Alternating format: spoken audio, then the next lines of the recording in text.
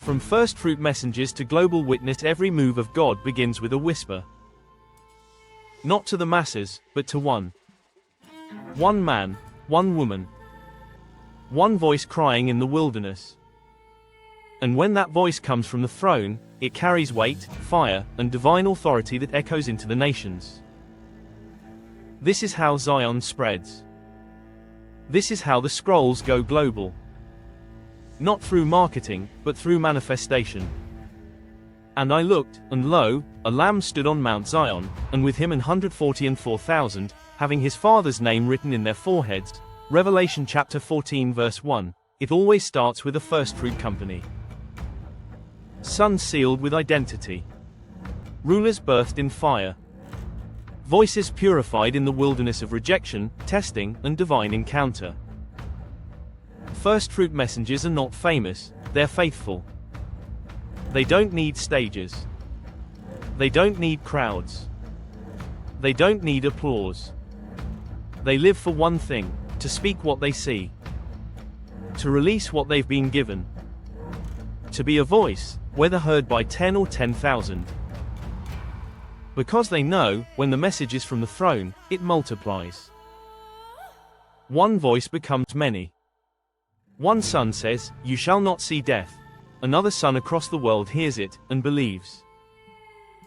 Another reads it, and preaches it. Another watches it, and burns. And soon, what was one whisper, becomes a global witness.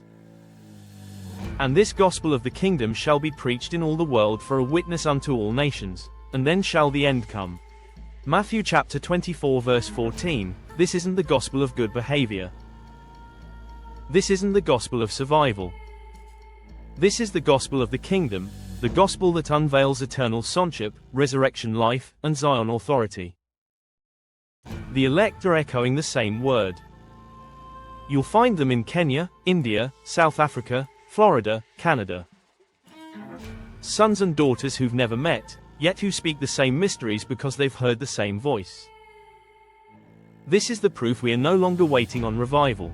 We are watching the revealing of a corporate son, formed in the earth, speaking with the voice of heaven. Firstfruit messengers carry the blueprint.